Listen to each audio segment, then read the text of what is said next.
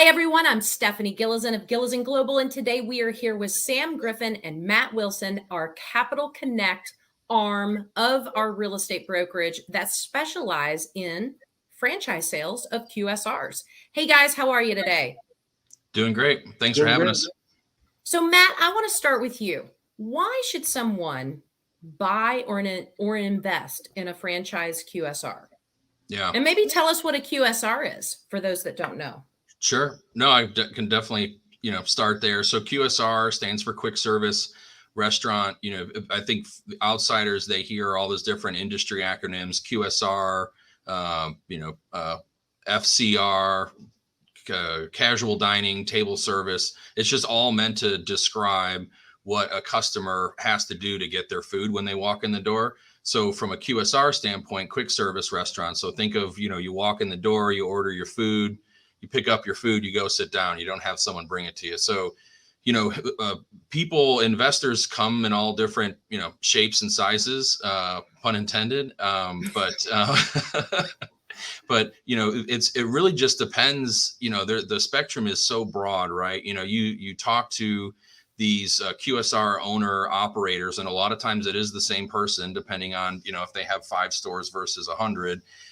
But they have a passion for the business, whether it's something that they started as a family business, or let's say they were in the corporate world, they made a little bit of money and they said, I want to get out, I want to do something new. And I think restaurants, they always have this persona of being, a sexy way to make some money, this fine dining steakhouses and stuff, or I want 100 McDonald's or something like that. So, people invest for a lot of different reasons. It's just, depending on who the investor is and where they're at, but from a franchise business standpoint, they're great investments because you can leverage brand equity, right? And so as opposed to being someone, maybe you're, 40 years old, whatever the number is, and you say, okay, I want to open up a restaurant. That is a huge lift, right? I mean, you got to come up with a brand, what type of food service do you want to have, menu, blah, blah, blah.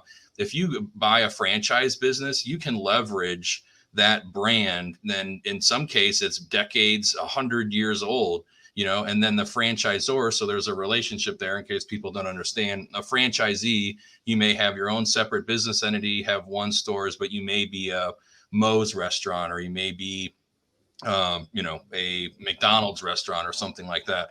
That is your business. That is your store. That is your own, but you're just using the brand flag that is the intellectual property of the franchisor. And so there's, when you talk to outsiders and, just try to understand, who are just trying to understand the space, there's so many different layers, terminology, acronyms. And I guess the short answer is that people invest in QSR or franchise business. Sam, I'm sure you got some additional thoughts. I do. So there's 3 reasons why someone invests into a franchise. Okay. The first reason is it's a proven concept. Okay. Second reason, it's cash flow. And then the third reason is support. Okay.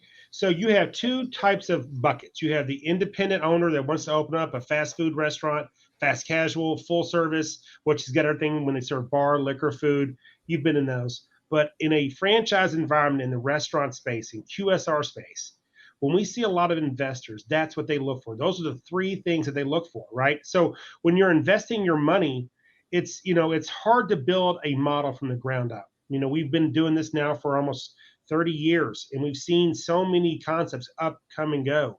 But with franchisees, and when you want to invest into a franchise, you want stability. You want a proven model that's out there right now. And so when people invest in these things, if you're looking to invest into a QSR franchise, make sure it's a proven concept. Make sure the cash flow is there. And the next thing you know is you want to make sure there's support. You're paying for that support in what's called royalty and marketing fees. Okay.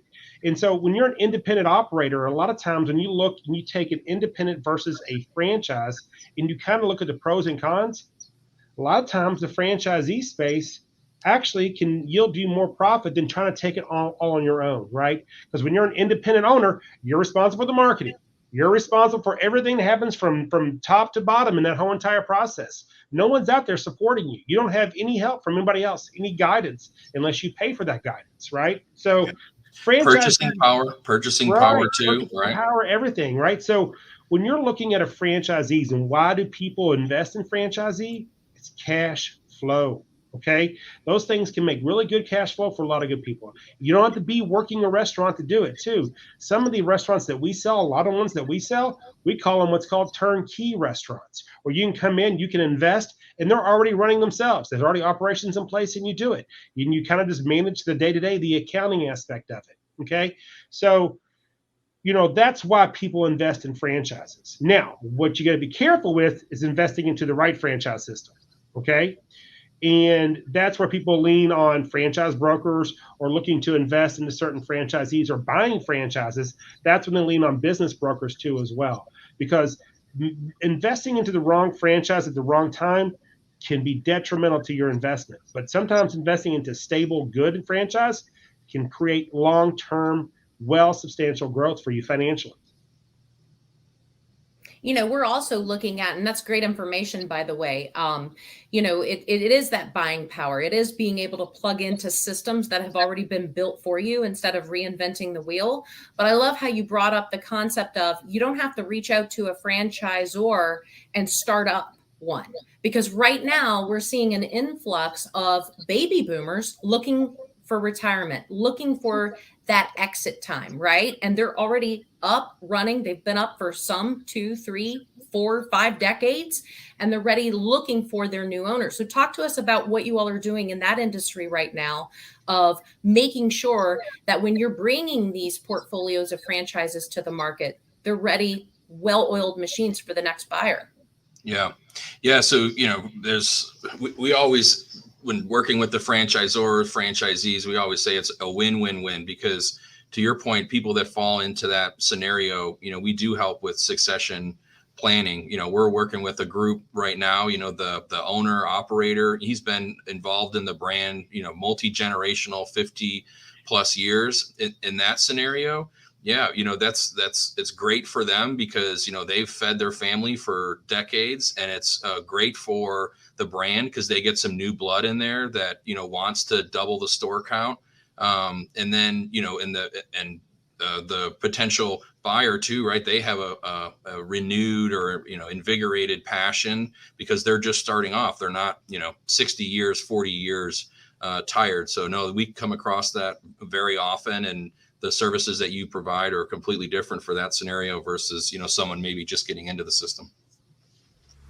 Wonderful. Well, thank you all today, and we'll be back with another episode of, how to invest in franchises.